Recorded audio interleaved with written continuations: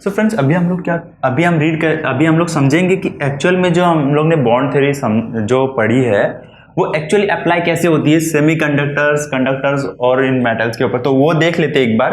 तो इसमें क्या होता है ना, जैसे मैंने आपको एक्सप्लेन किया था कि वैलेंस बॉन्ड और जो हमारा जो मेन कंडक्टर बॉन्ड है उनके बीच में क्या होता है। सब लेट्स कंसिडर ये हमारा एस बॉन्ड है, ये जो शेल है वो एस बॉन्ड है, और एस बॉन्ड के अंदर क्या होता है ना, काफी वो सारे इलेक्ट्रॉन्स अपनी अपनी एनर्जी उसमें शेयर कर रहे हैं और सब इलेक्ट्रॉन्स में है और कंप्लीट एनर्जी ऑक्यूपाई किए हुए हैं। तो ये मेटल के बारे में है जहां पे क्या होता है ना, एस बॉन्ड और पी बॉन्ड एक दूसरे को ओवरलैप करते हैं। यहाँ पे ओवरलैपिंग हो रहा है दोनों के बीच में, इससे यहाँ पे एनर्जी इजीली आ रहा है। तो अभी देखो एकदम सिंपल है कि यहाँ से इलेक्ट्रॉन के पास जो एनर्जी है, बहुत कम एनर्जी में इलेक्ट्रॉन वहां पे पी पे बाउंस कर सकता है, लाइक वो जंप कर सकता है ऊपर वाले ये वाला बॉन्ड और ये वाले बॉन्ड के बीच में अगर जंप कर पाएगा वो, तो ये हमारा कंडक्टेंस जो है एकदम इजीली जो है इलेक्ट्रिसिटी उसमें से जा पाएगी और बोल सकते हैं कि वो कंडक्ट कर पाएगा, एनर्जी कंडक्ट कर पाएगा, energy in the form of electricity जो इलेक्ट्रॉन्स कैरी करते हैं। तो ये जो है ये जब एस से पी में बाउंड जंप कर पाएगा बिकॉज यहाँ पे एनर्जी जो है उनको मिल रही है और उनको ज्यादा एनर्जी की रिक्वायरमेंट नहीं है क्योंकि पी और एस दोनों ओवरलैप हो रहे हैं, एक दूसरे के ऊपर आ रहे हैं, उनके बीच में कोई गैप ही नहीं है, गैप बॉन्ड है ही नहीं।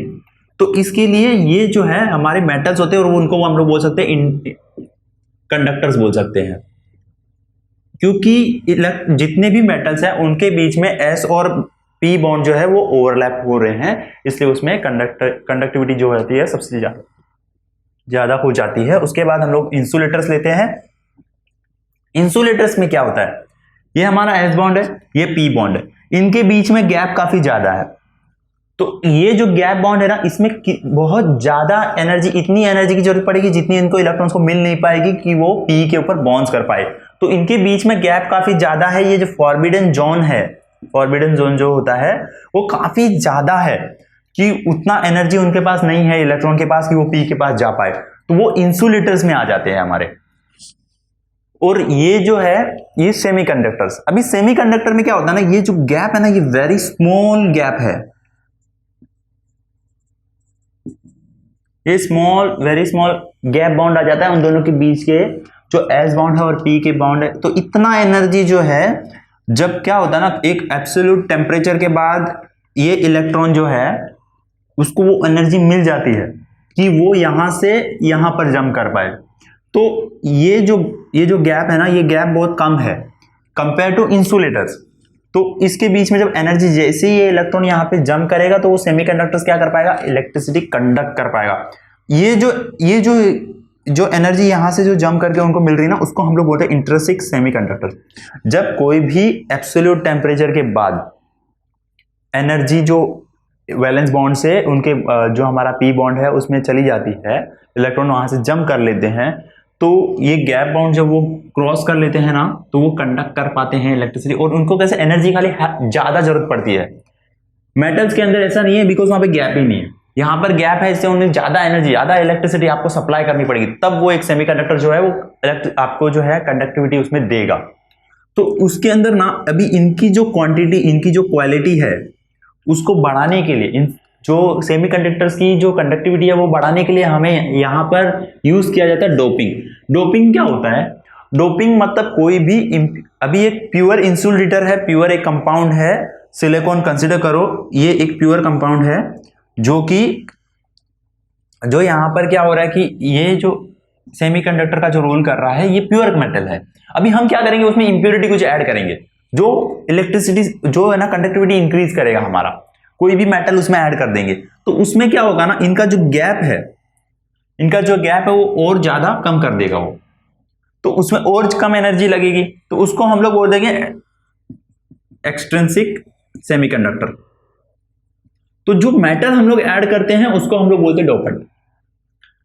तो ये डोपिंग के अंदर क्या होता है कि सेमीकंडक्टर्स की जो प्रॉपर्टी रहती है इलेक्ट्रॉन को कैरी करने की, वो बढ़ जाती है, क्योंकि हम लोग ने उसके अंदर एक ऐसा मेटल ऐड कर दिया है जो उसकी कंडक्टिविटी बढ़ा देगा। होगा क्या, अब ये जो गैप था हमारे एस बॉन्ड और पी बॉन्ड के बीच में वो काफी ज्यादा जो था वो कम हो जाएगा और कम हो जाएगा, तो उसकी वजह से वो एनर्जी जो है उसके अंदर जो है शेयरिंग हो पाएगी एनर्जी।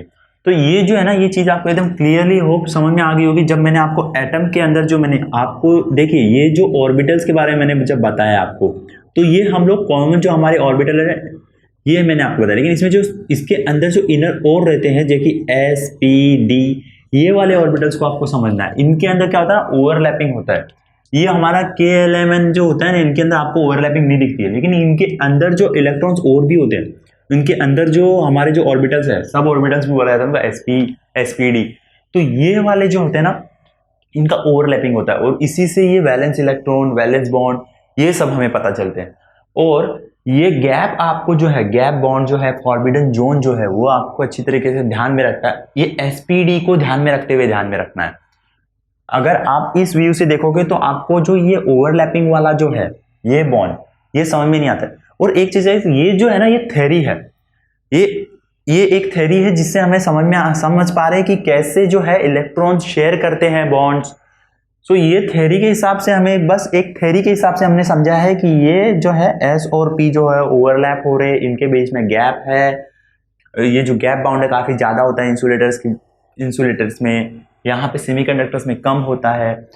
बस हमें जो नॉर्मल जो हमारी जो सबसे फर्स्ट थ्योरी क्या है कि जितना आप इलेक्ट्रॉन्स को एनर्जी दोगे, इलेक्ट्रॉन्स जंप कर पाएंगे ऊपर की ओर। एक सिंपल सी, ये अगर आपके दिमाग में नहीं समझ में आ रहा है कि इलेक्ट्रॉन कैसे जंप कर पाते हैं एक दूसरे से, तो मैं आपको एकदम इजीली एक्सप्लेन, मैंने आपको बताया था कि जो फोर्स ऑफ अट्रैक्शन जो होता है ये वाले बॉन्ड और ये वाले बॉन्ड के बीच में, अभी इनके बीच में जितना एनर्जी चाहिए ना, ये एनर्जी कंपेयर टू ये वाला एनर्जी, अट्रैक्शन ऑफ एनर्जी इधर ज्यादा होगा, इधर इससे कम होगा।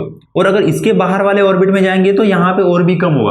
मतलब यहां से जो इलेक्ट्रॉन है ना, उसको जो एनर्जी मिलकर जो जल्दी बाहर जा पाएगा ना, उतना ये इलेक्ट्रॉन्स नहीं जा पाते। तो सेमीकंडक्टर्स में भी यही होता है। सेमीकंडक्टर्स में क्या होता है, जो लास्ट में जो इलेक्ट्रॉन रहता है ना, अगर उनके बीच में अगर गैप ज्यादा भी रहा, तो जब उसको एनर्जी मिलती है, क्या होता है ना, अगर कुछ भी जब आप इलेक्ट्रिसिटी प्रोवाइड कर रहे हो या फिर आप कोई भी एनर्जी प्रोवाइड करते हो, वहां पे हीट जनरेट होती है और एक एब्सोल्यूट टेम्परेचर जो रहता है, वो टेम्परेचर इंक्रीज होने के बाद वो पूरी तरह कंडक्टर्स की तरह काम करने लगता है। आप बोल सकते हैं एनर्जी सप्लाई करेगा, लेकिन ये फ्लो जो रहेगा वो कम रहेगा कंपेयर टू मेटल कंडक्टर्स। जो प्योर कंडक्टर्स है हमारा, उससे कम रहेगा सेमीकंडक्टर्स, बिकॉज वो उतनी भी, ये जो गैप है, ये गैप की वजह से है जो है, उतना इलेक्ट्रिसिटी वो सप्लाई नहीं कर पाएगा जितना नॉर्मल जो कंडक्टर्स कर पाते हैं। इसलिए सेमीकंडक्टर्स को जनरली प्रिवेंशन के तौर पे यूज किया जाता है मोस्ट ऑफ टाइम।